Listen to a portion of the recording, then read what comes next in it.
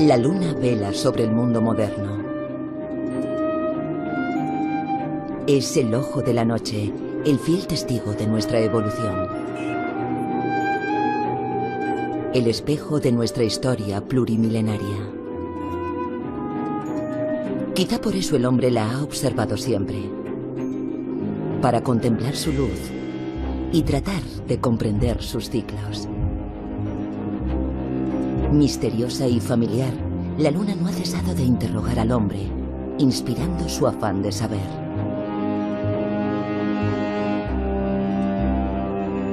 Esa es la aventura humana que nos disponemos a contar. Un viaje en el espacio y a través del tiempo.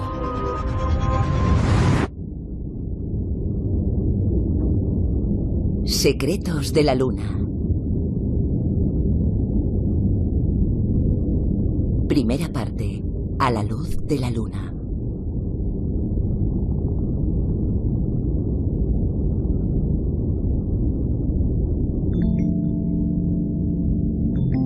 Tal y como revelan la ciencia y la mitología, los hombres no han cesado nunca de interrogar a la luna. Ella ha sido testigo de los primeros pasos del pensamiento humano. Una época en la que, en el cielo, la luna era el punto de referencia más visible en la noche. La luna es una especie de marcador natural y gratuito del paso del tiempo. Y es una medida a escala humana. Utilizar la luna como primera medida del tiempo ha sido una de las primeras inquietudes de los hombres del pasado.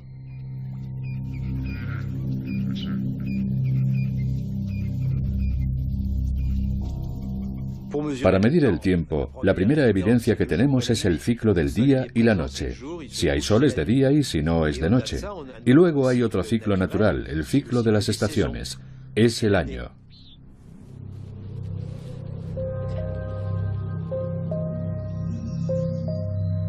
Pero entre el día, que es una unidad muy corta, y el año, que consta de 365 días, no hay nada palpable para los hombres, salvo la luna.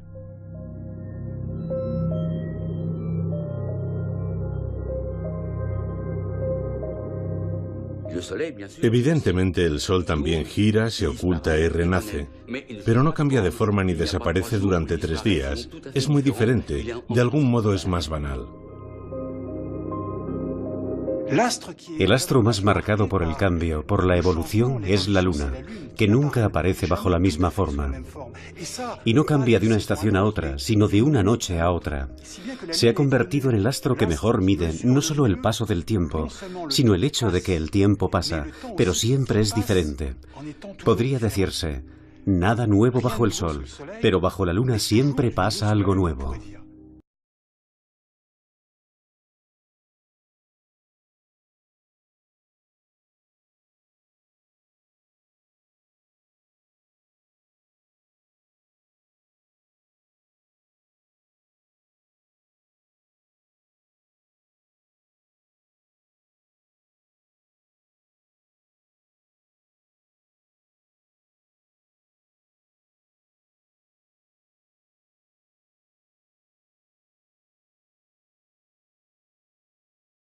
Gracias a la regularidad de sus ciclos, el astro se ha convertido en un marcador del tiempo que tarda un poco más de 27 días en girar alrededor de la Tierra.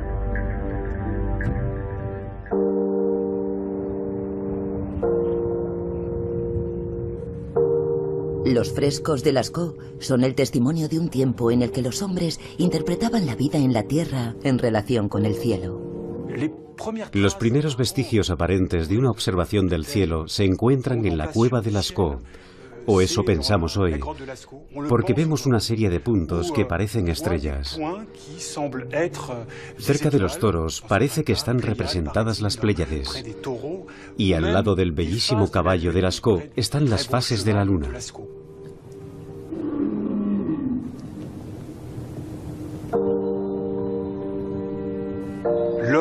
El hombre, fascinado por la noche exterior, se adentra en la noche interior de esta cueva para traer la luz.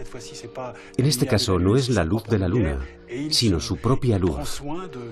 Se toma la molestia de describir las diferentes fases lunares. En todo caso, me gusta esta interpretación porque muestra bien esa fascinación. Esta fascinación por la luna es la que ha permitido al hombre interpretar el mundo que lo rodeaba.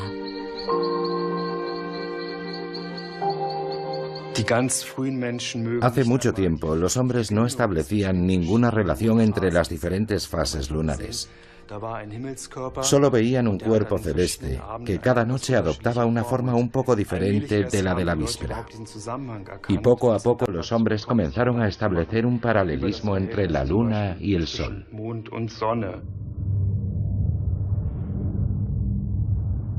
El sol siempre se ha citado con la luna.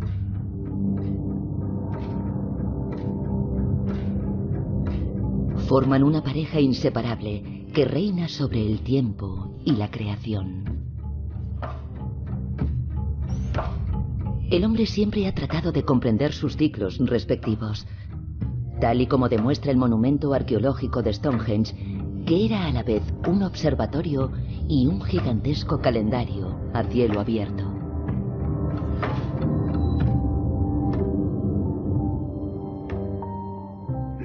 La luna no tardó en convertirse en la confidente de las noches del hombre y de su propia existencia, porque el hombre también nace, crece, mengua y muere. Y quizá, o al menos eso espera, renacerá un día. Las distintas civilizaciones han tratado de interpretar el mundo en el que vivían, imaginando relatos mitológicos. El sol y la luna ocupan un lugar central en estos relatos. Dos personajes divinos que se oponen y se complementan a la vez. En la mitología del antiguo Egipto es Horus, el dios con cabeza de halcón, quien encarna el surgimiento de un orden cósmico en el caos de los orígenes. Su mirada es la del tiempo encarnado. Su ojo derecho es el sol. Su ojo izquierdo es la luna. En su lucha contra el caos, Horus pierde su ojo luna, que le es arrancado y despedazado. Es el dios Thoth quien lo cura. Este ojo simboliza la totalidad de la creación. Gracias a él, Horus puede instaurar de nuevo la armonía en la tierra. Para ayudarle, el dios de la medida, Thoth, inventa el calendario. Este permite contar el tiempo, en particular los meses, regidos por las fases de la luna. Thoth se convierte así en el amo del tiempo.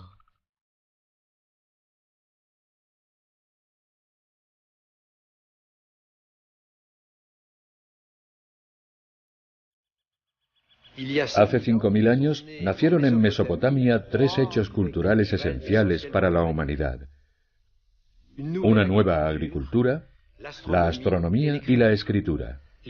Son tres fenómenos que están ligados, ya que al establecer la trayectoria del Sol y de la Luna, pudieron establecerse los primeros calendarios, necesarios para una buena agricultura. También ayudaron a organizar la vida social. No hay vida social sin calendario, sin un código colectivo observado por todos, que organiza y sincroniza sus vidas.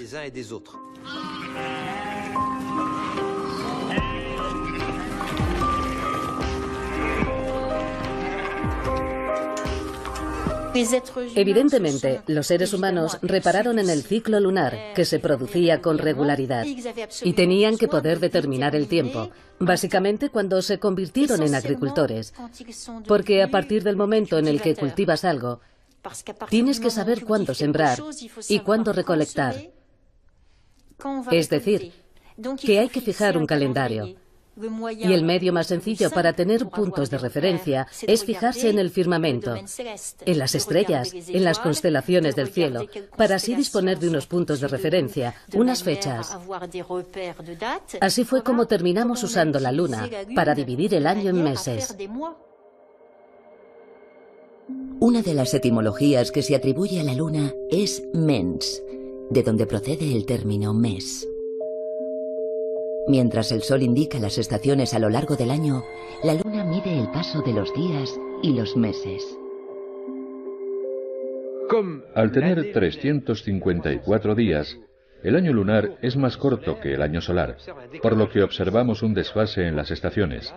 Para compensarlo, los calendarios que combinan el Sol y la Luna cuentan los días fijándose en la Luna, con 2 años de 12 meses y un tercer año al que se añade un mes suplementario, para que coincidan ambos calendarios.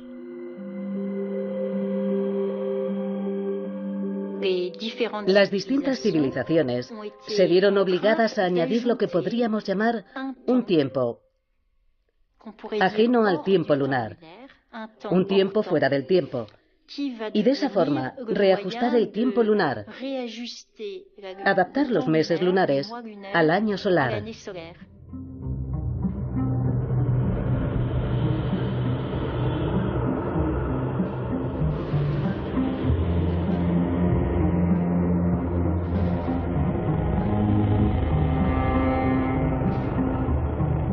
Hoy, el calendario usado en todo el mundo es el calendario gregoriano, establecido por el Papa Gregorio XIII en el año 1582.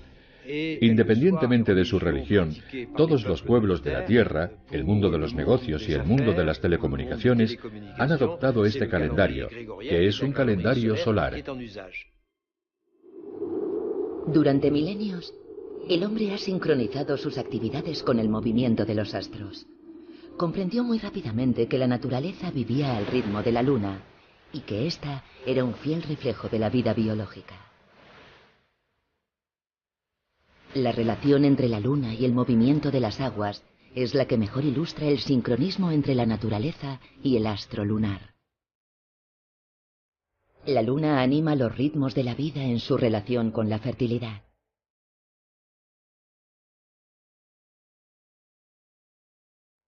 Los hombres han aprovechado siempre el flujo y el reflujo de las mareas que fertilizan las llanuras litorales ricas en biodiversidad.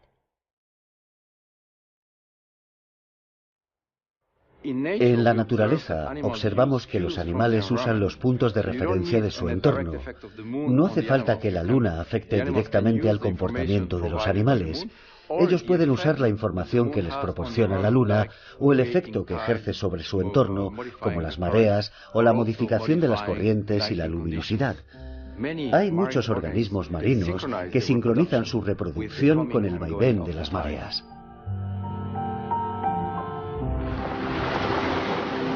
La reproducción de los limúlidos en las costas del Atlántico ilustra a la perfección esta sincronización del ciclo lunar y la vida biológica.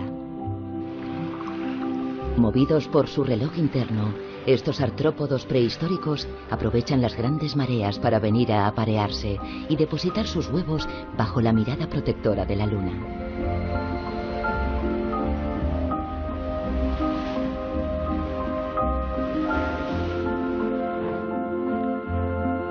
Los limúlidos no son, ni mucho menos, los únicos animales que aprovechan la luna llena de mayo.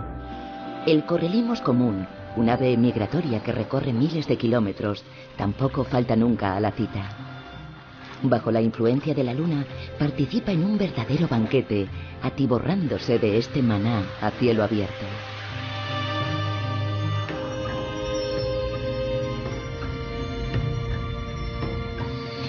En tierra firme, la luz reflejada por la luna también afecta al comportamiento de ciertas especies animales. Algunos depredadores adoptan diferentes estrategias en función de las condiciones lumínicas que varían de una noche a otra. Es lo que hacen efectivamente los leones. Modifican sus estrategias de caza en función de las condiciones lumínicas de la luna. No solo evitan cazar durante la luna llena, sino que además lo hacen durante la hora más oscura de la noche, es decir, cuando el sol se ha puesto y la luna aún no ha salido. A lo largo de su evolución, los leones han desarrollado una visión perfectamente adaptada a la noche, lo que les supone una ventaja considerable sobre sus presas. Es un ejemplo de un gran depredador que adapta su comportamiento de cazador a la luz de la luna para optimizar la eficacia de su caza. La luna ejerce su influjo sobre el reino de la muerte, pero también es el astro de la vida, la promesa de todos los nacimientos venideros.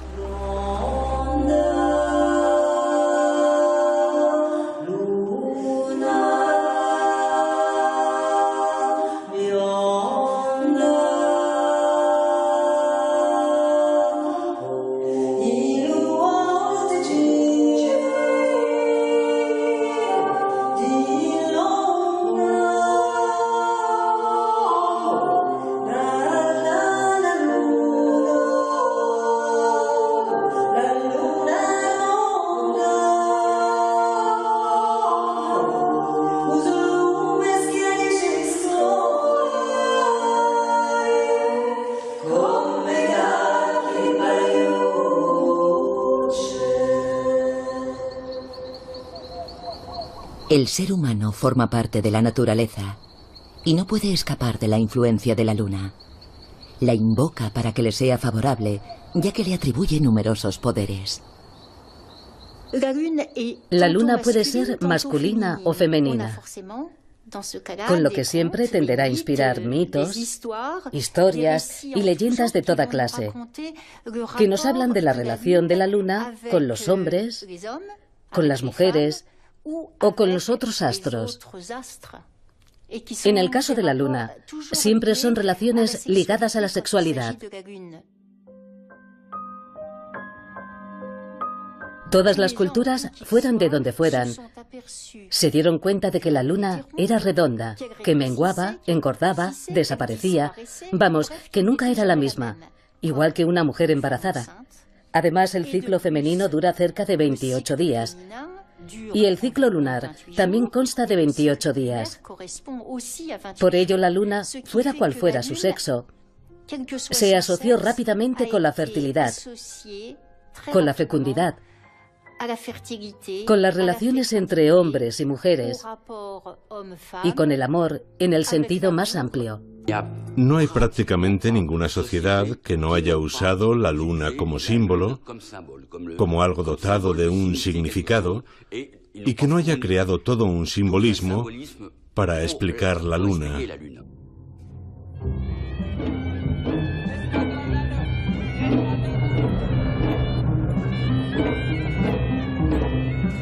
En Sri Lanka, la perajera de Kandy es un ritual de 2000 años de antigüedad que se celebra durante la tercera luna llena del verano y que está destinado a invocar las lluvias del monzón ligadas a la fertilidad.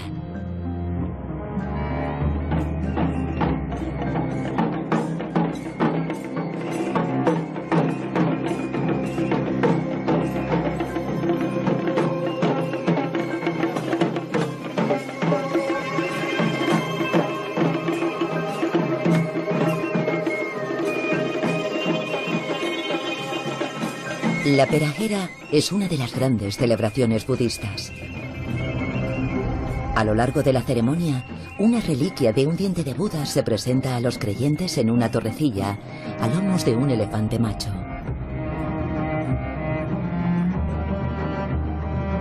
Al igual que la luna, la vida de Buda está marcada por 3 grandes etapas: su nacimiento, su despertar o plenitud y por último su muerte, que lo eleva al nirvana.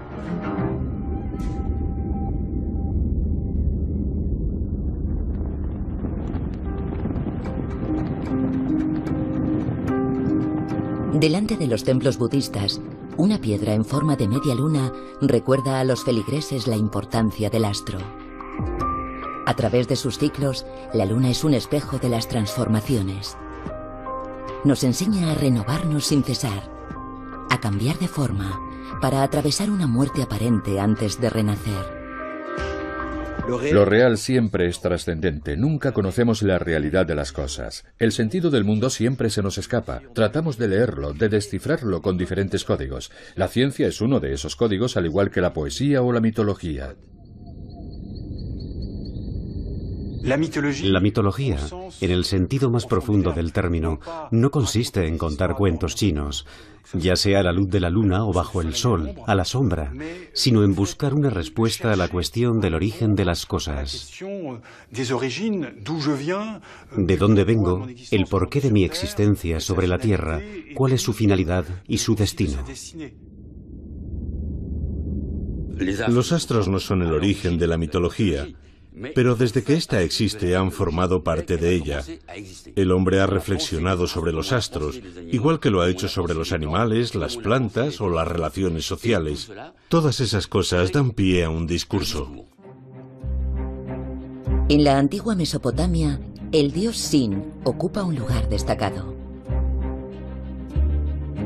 Al personificar la luna, gobierna el ritmo de las estaciones y su eterno retorno, garantizando así la fertilidad de la naturaleza y de los hombres. En las representaciones, la media luna simboliza una suerte de barca celestial vinculada al cuerno de toro, símbolo de fertilidad en toda la cuenca mediterránea.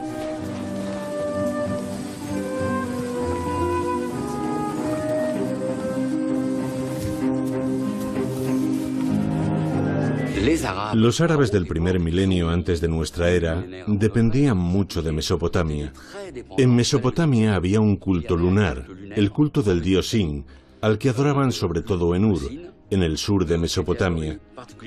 Y de ahí el culto se extendió a Harrán, en el norte, y más tarde a Babilonia. Hubo un rey, Nabonido, que era un ferviente adorador de la luna.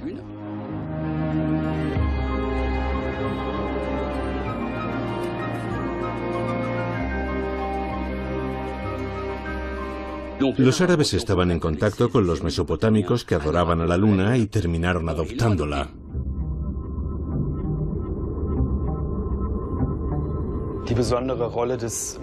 El papel tan particular de la luna en la cultura musulmana se explica por el hecho de que en aquel entonces los viajes en el desierto se hacían por la noche para evitar el sol abrasador.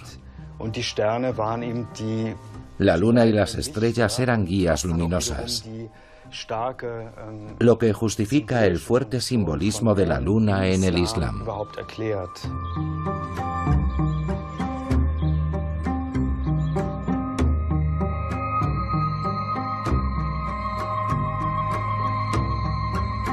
La religión musulmana se basa en un calendario lunar de 354 días.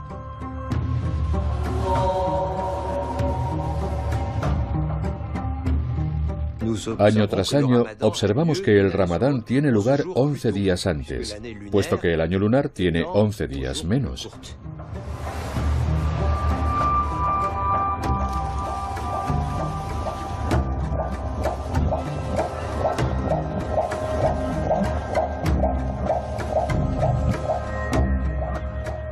Desde el momento en el que el cristianismo trata de extenderse y lo mismo el Islam se encuentra, entre otras cosas, con divinidades o con ritos ligados a divinidades solares y lunares, y cada vez tiene que hacer el mismo trabajo, es decir, hacer olvidar sus antiguos dioses a las poblaciones, de manera más o menos brutal a veces, pero siempre quedan restos, a menudo en un sentido muy concreto, y se construyen las iglesias, los templos, las sinagogas y todo lo que se quiera sobre los restos de los antiguos templos donde antes se había adorado a la luna o al sol. En el caso del judaísmo, está especialmente claro en el primer capítulo del libro del Génesis, el primer libro de la Biblia, donde no se habla ya del sol y de la luna, que en el fondo son nombres propios. Cuando digo luna o sol, en realidad estoy nombrando de algún modo a estos dioses, pero en el Génesis se llaman simplemente luminarias. ויעש אלוהים את שני המאורות הגדולים, את המאור הגדול לממשלת היום, ואת המאור הקטון לממשלת הלילה ואת הכוכבים. ויתן אותם אלוהים ברכי השמיים להאיר על הארץ ולמשול ביום ובלילה ולהבדיל בין האור ובין החושך. En el libro del Apocalipsis aparece una mujer, a la que hoy en la tradición cristiana asociamos con la Virgen, una mujer que lleva el sol por manto y una corona de estrellas, con la luna bajo los pies. En esta representación vemos cómo el simbolismo convierte estos signos tan sumamente poderosos, las estrellas, el sol y la luna, es decir, el cielo entero, en un manto. La Virgen está a la vez cerca de nosotros, en su humanidad, y cerca de Dios.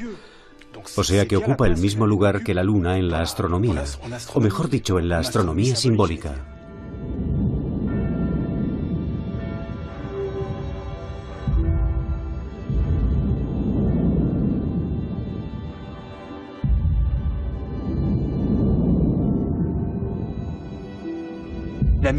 La mitología está llena de ciclos en los que el héroe o el semidios vive lo mismo que la luna.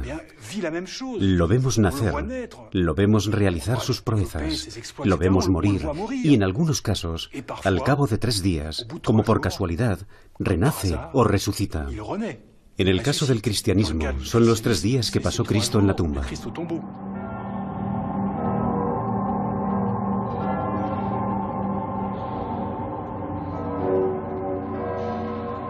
La luna es el primer muerto que resucita, porque desaparece durante 3 días y 3 días más tarde reaparece.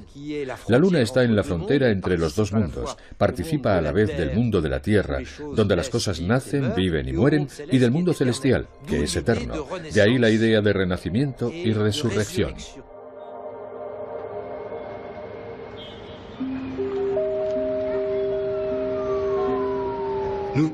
Nosotros tenemos la ciencia, pero además seguimos creando tantas mitologías como nuestros antepasados, porque tenemos la necesidad de responder a ciertas preguntas.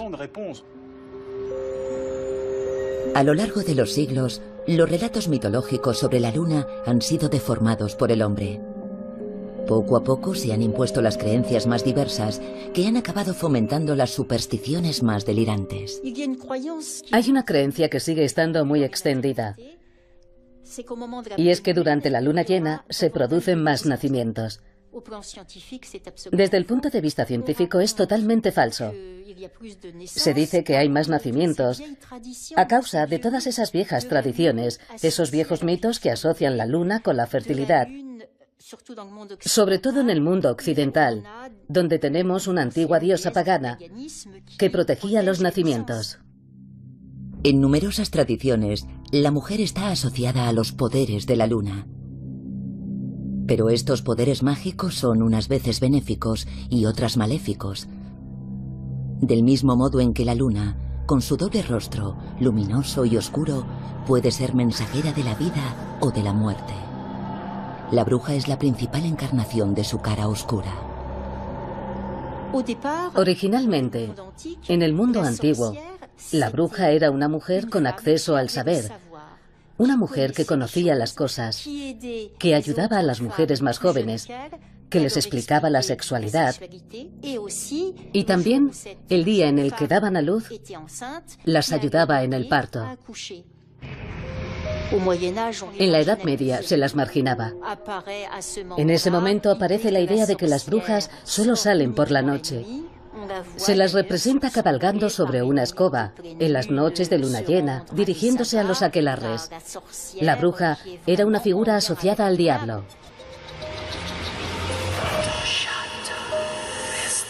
La luna aparece por la noche, por lo que también tiene una faceta angustiosa, inquietante y maligna. En ese sentido, la luna puede tener un papel en todo lo que es negativo. Y cuando tiene más fuerza y más puede influir en los humanos, según ciertas creencias, es cuando tiene un aspecto redondo. Los hombres lobo y los vampiros son criaturas maléficas que siempre se han asociado al poder de la luna. Al igual que el astro, sus metamorfosis los vuelven inquietantes.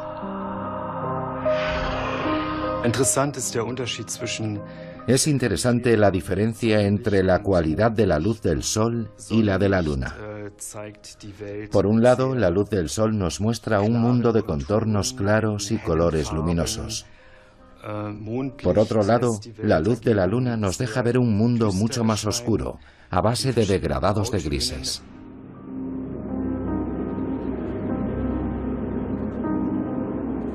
Todo parece un poco más incierto y eso permite darle rienda suelta a nuestra imaginación.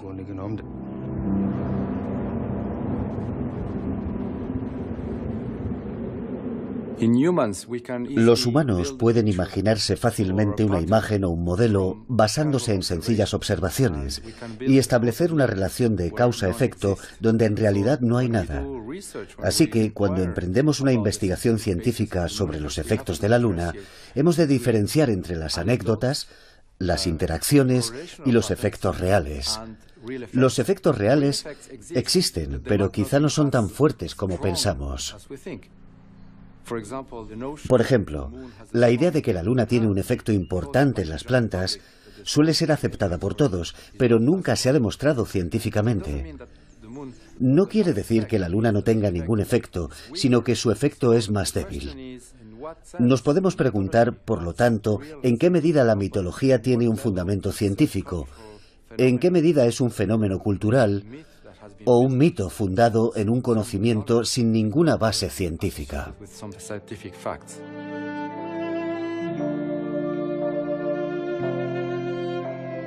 La mirada del hombre no ha dejado de evolucionar.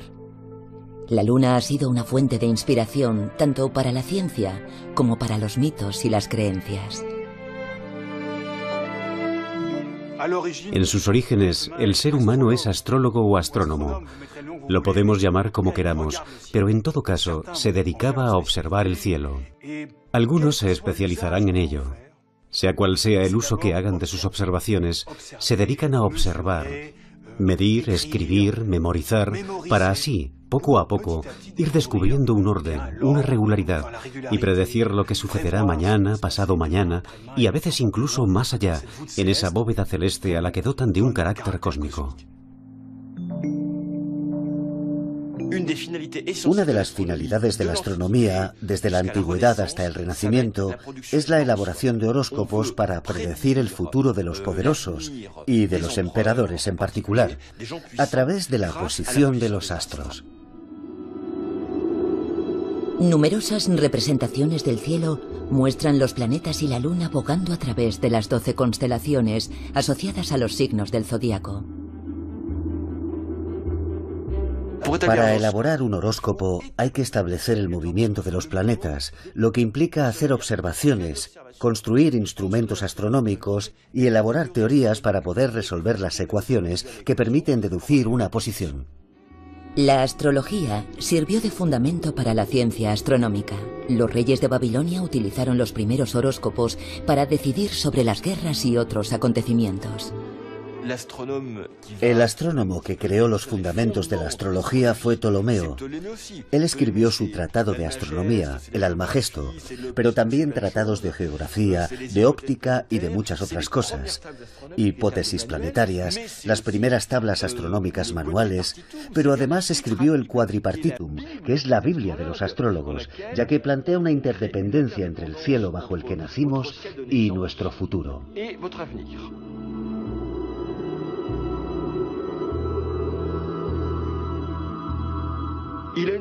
Ptolomeo tiene una teoría lo suficientemente acertada como para predecir con antelación cuándo se producirá un eclipse lunar, cuánto tiempo durará, cuándo se producirá un eclipse solar y si en un lugar dado, en Alejandría por ejemplo, que es donde trabajaba él, ese eclipse será parcial o total.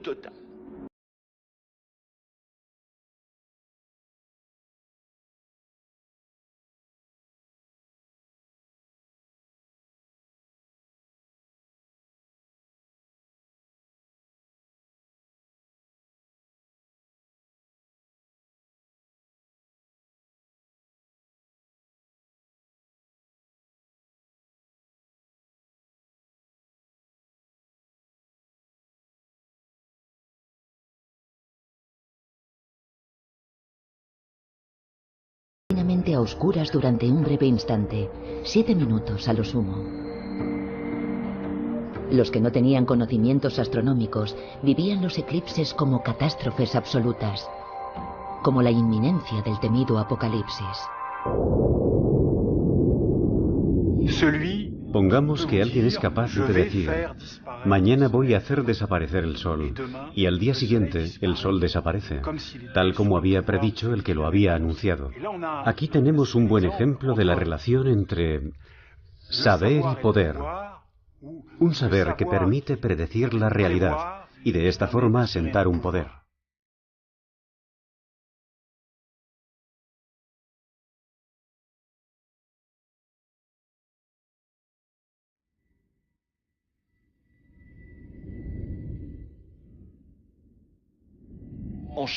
En China se advertía al emperador con mucha antelación de los eclipses, porque pensaban que durante los eclipses un dragón se comía la luna.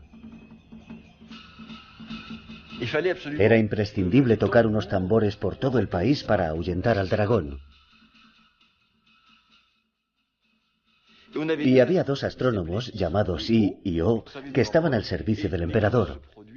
Una vez se produjo un eclipse que no habían previsto, así que el emperador los hizo decapitar. Lo que demuestra que la profesión de astrónomo podía ser peligrosa en la antigüedad.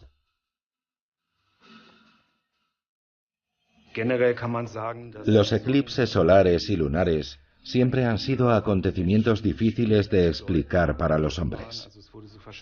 Fueron interpretados como una violación del orden natural, que a la vez había que incorporar a su visión del mundo. Así que imploraron a los dioses. Los eclipses de luna se producen siempre unos 15 días antes o después de un eclipse de sol. Solo se producen durante la luna llena, cuando esta última se sitúa en la posición opuesta al sol con respecto a la Tierra. No desaparece, pero cobra un matiz rojo ladrillo perceptible desde todo un hemisferio terrestre.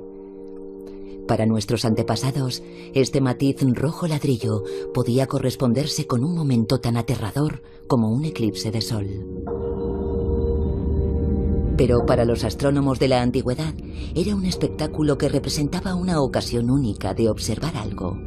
Gracias a la sombra circular que proyecta la Tierra sobre el astro, antes o después de que éste se coloree de rojo, los sabios comprenderán poco a poco que la Tierra es redonda. Ya en el siglo IV antes de nuestra era se sabía que la Tierra es redonda. Aristóteles demuestra su rotundidad con este argumento en su Tratado de Astronomía del Cielo. Es un argumento importante que jamás será cuestionado. Pero durante mucho tiempo, la ciencia siguió supeditada a una visión religiosa y filosófica del cosmos, según la cual éste pertenecía a los dioses e imponía a los hombres un destino que no elegían ellos. Las primeras observaciones astronómicas de la Luna, el Sol y los otros planetas condujeron al primer modelo del universo, que situaba la Tierra en el centro de todo. Cosa que parece lógica, ya que tal y como pensaba Aristóteles, la Tierra parece inmóvil. Ni siquiera fijándonos en las estrellas, observamos un cambio de posición, lo que puede sugerir que la Tierra está en el centro del sistema. El sistema comprendía así la Tierra, en el centro, la Luna en órbita, y los demás planetas y el Sol estaban cada cual en su esfera cristalina y transparente. Los grandes pensadores de la antigüedad, astrónomos y filósofos, tenían todos una visión perfectamente ordenada del cosmos. Era la visión que se impuso en Grecia. Para ellos, cosmos era uno de los términos más nobles que se podía usar, y el cielo era, por así decirlo, cósmico por naturaleza, es decir, bello y ordenado. En su experiencia bajo el cielo, el ser humano se sentía casi aplastado por ese todo, en el que él solo era un elemento pequeño, casi indiscernible. Y durante mucho tiempo, ese fue el marco cósmico dentro del que el hombre se concibió a sí mismo, y concibió su existencia, y la de los suyos, su familia, su pueblo, su origen y su destino. En esta visión cosmogónica, la Luna desempeña un papel muy particular de astro fronterizo. Aristóteles había dicho que el mundo estaba dividido en dos. Por un lado estaba el llamado mundo sublunar, es decir, el mundo situado entre la órbita de la Luna y la Tierra, que es donde pensaba que se encontraban los cometas, la Vía Láctea y los fenómenos meteorológicos. Y más allá estaba el mundo supralunar, es decir, el mundo situado más allá de la órbita lunar, que es un mundo incorruptible y perfecto.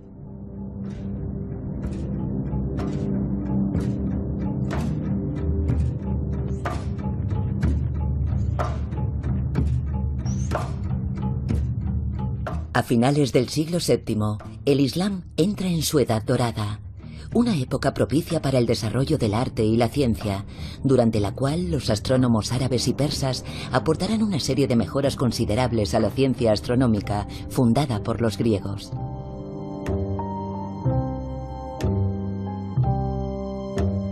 Pese a sus avances, los sabios árabes y persas no logran separarse de la visión geocéntrica impuesta desde la antigüedad.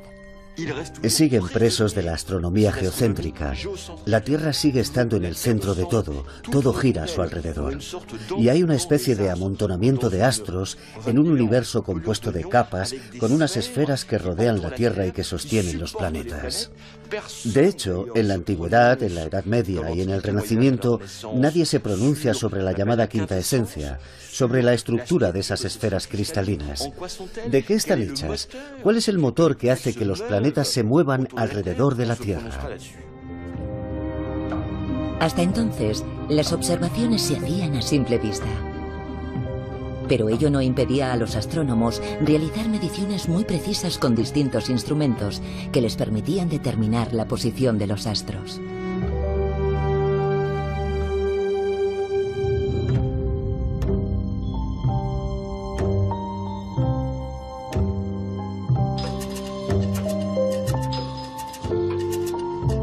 En el siglo XIV, un nuevo instrumento pasa a formar parte del repertorio de los astrónomos.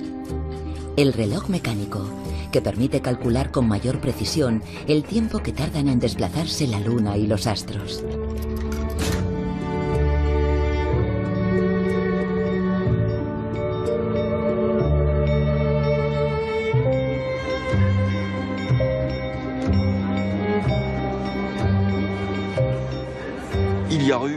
Se produjo un episodio capital en la historia del pensamiento, y es que en 1543, el año de su muerte, Copérnico publicó una obra sobre las revoluciones de las orbes celestes, donde anuncia que la Tierra ha perdido su estatus de astro central.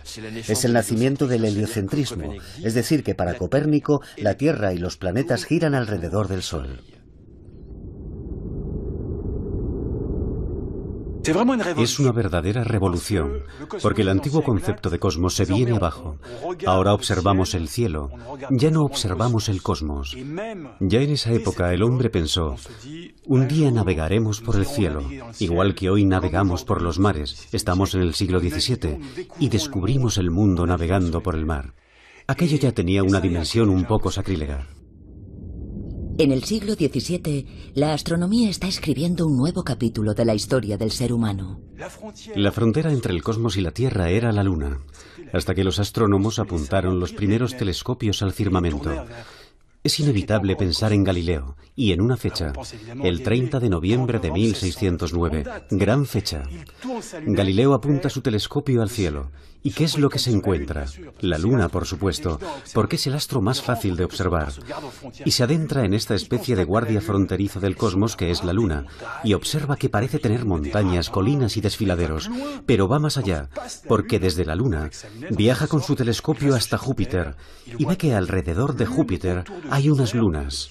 Y se dice, qué raro, pensaba que solo la Tierra tenía lunas. Y eso quiere decir que Júpiter también las tiene.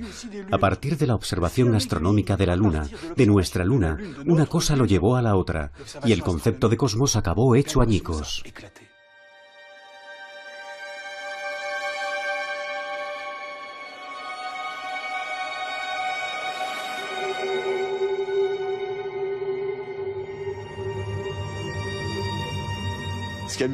Curiosamente, en 1623, un amigo y admirador de Galileo, Maffeo Barberini, es nombrado papa y adopta el nombre de Urbano VIII. Galileo se dice, el nuevo papa es amigo mío, por fin voy a poder escribir lo que quiero.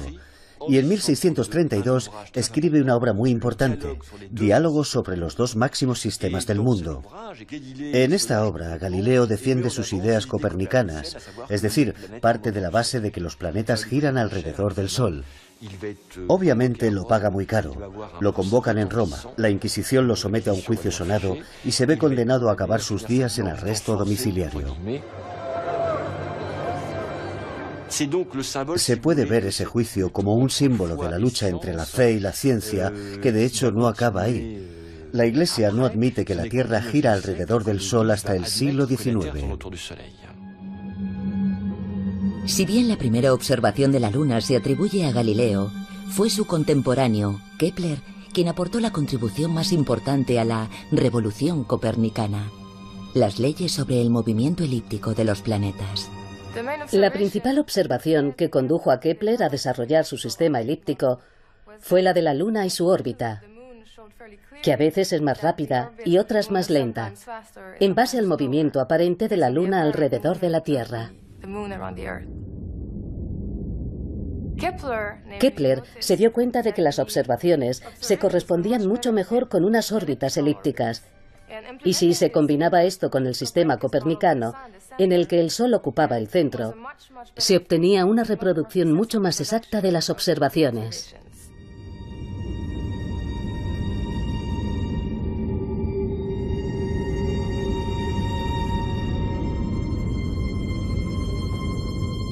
La Luna presenta miles de irregularidades que no se pueden establecer empíricamente. Hay que elaborar una teoría del movimiento de la Luna y para ello hay que poseer una teoría de la gravedad.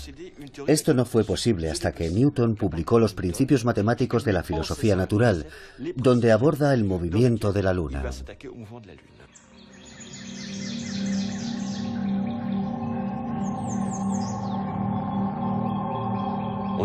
Cuentan que Newton estaba debajo de un manzano, vio caer una manzana y pensó, ¿por qué cae la manzana?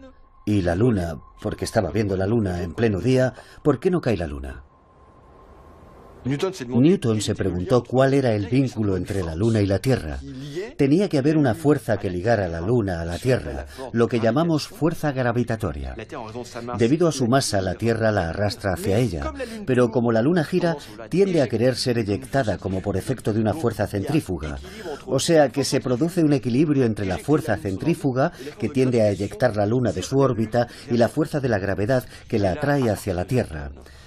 Y después de Newton, los geómetras, los matemáticos, van a establecer una serie de teorías matemáticas y físicas de gran complejidad sobre la Luna.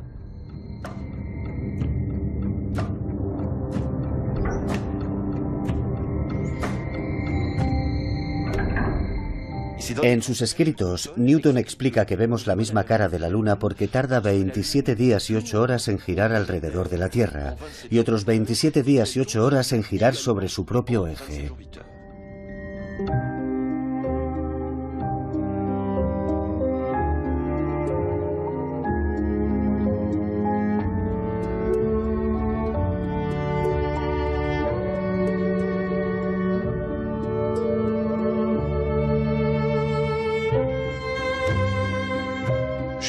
Creo que en la historia de la humanidad, la mitología es anterior al espíritu científico, y si un día la ciencia declinase, la mitología sobreviviría a la ciencia.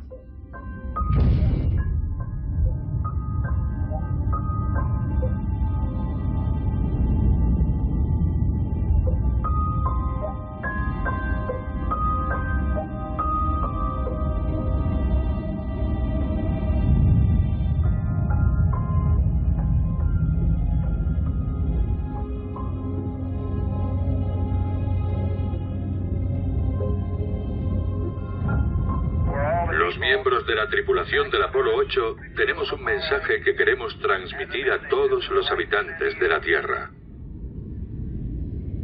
En el principio, creó Dios el cielo y la tierra. Y la tierra estaba desordenada y vacía. Y las tinieblas estaban sobre la faz del abismo. Y el Espíritu de Dios se movía sobre la faz de las aguas. Y Dios dijo, sea la luz. Y fue la luz. Y vio Dios que la luz era buena, y separó Dios la luz de las tinieblas. Y llamó Dios a la luz día, y a las tinieblas llamó noche. Y fue la tarde y la mañana del primer día.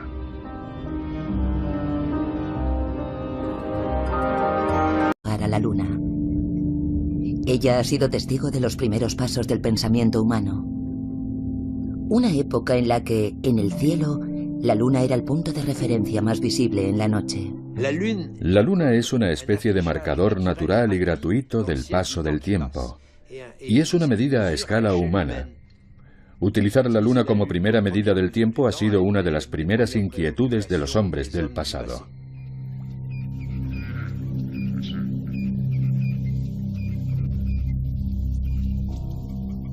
Para medir el tiempo, la primera evidencia que tenemos es el ciclo del día y la noche. Si hay sol es de día y si no es de noche. Y luego hay otro ciclo natural, el ciclo de las estaciones. Es el año.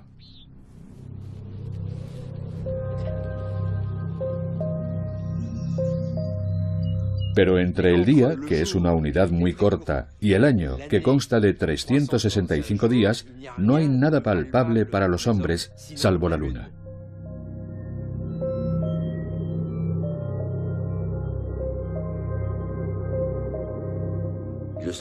Evidentemente el Sol también gira, se oculta y renace, pero no cambia de forma ni desaparece durante 3 días. Es muy diferente, de algún modo es más banal. El astro más marcado por el cambio, por la evolución, es la Luna, que nunca aparece bajo la misma forma. Y no cambia de una estación a otra, sino de una noche a otra. Se ha convertido en el astro que mejor mide no solo el paso del tiempo, sino el hecho de que el tiempo pasa, pero siempre es diferente. Podría decirse, nada nuevo bajo el Sol, pero bajo la Luna siempre pasa algo nuevo.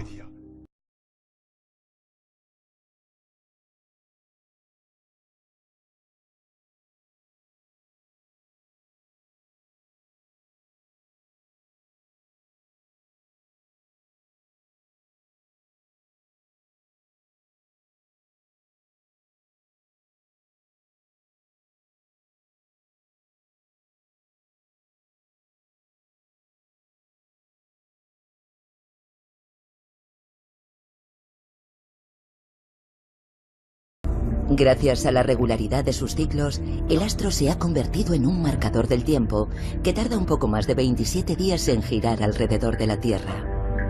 La Luna vela sobre el mundo moderno. Es el ojo de la noche, el fiel testigo de nuestra evolución. El espejo de nuestra historia plurimilenaria. Quizá por eso el hombre la ha observado siempre, para contemplar su luz y tratar de comprender sus ciclos. Misteriosa y familiar, la Luna no ha cesado de interrogar al hombre, inspirando su afán de saber.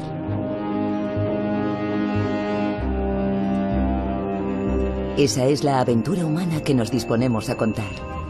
Un viaje en el espacio y a través del tiempo.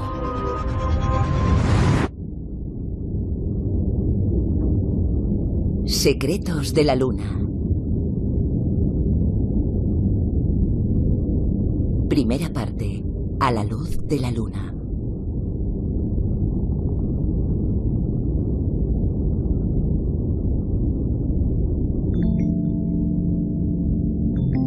Tal y como revelan la ciencia y la mitología, los hombres no han cesado nunca de interrogar.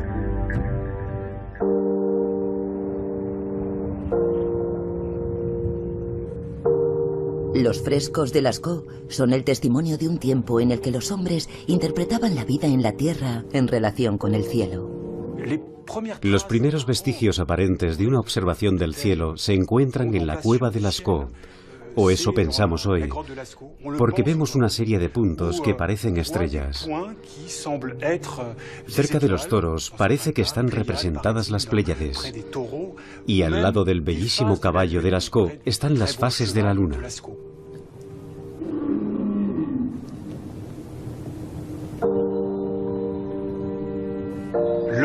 El hombre, fascinado por la noche exterior, se adentra en la noche interior de esta cueva para traer la luz.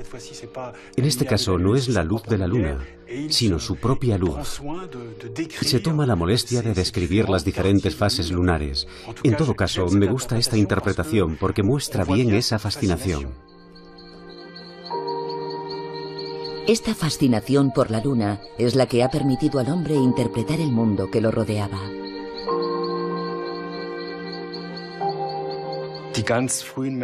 Hace mucho tiempo, los hombres no establecían ninguna relación entre las diferentes fases lunares. Solo veían un cuerpo celeste, que cada noche adoptaba una forma un poco diferente de la víspera. Y poco a poco los hombres comenzaron a establecer un paralelismo entre la luna y el sol.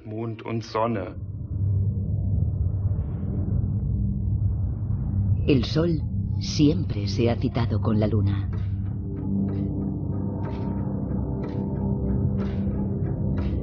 Forman una pareja inseparable que reina sobre el tiempo y la creación.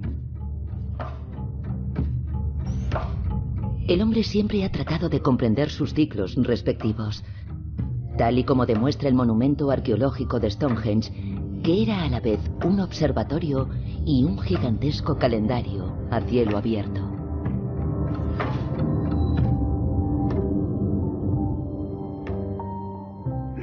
La luna no tardó en convertirse en la confidente de las noches del hombre y de su propia existencia, porque el hombre también nace, crece, mengua y muere,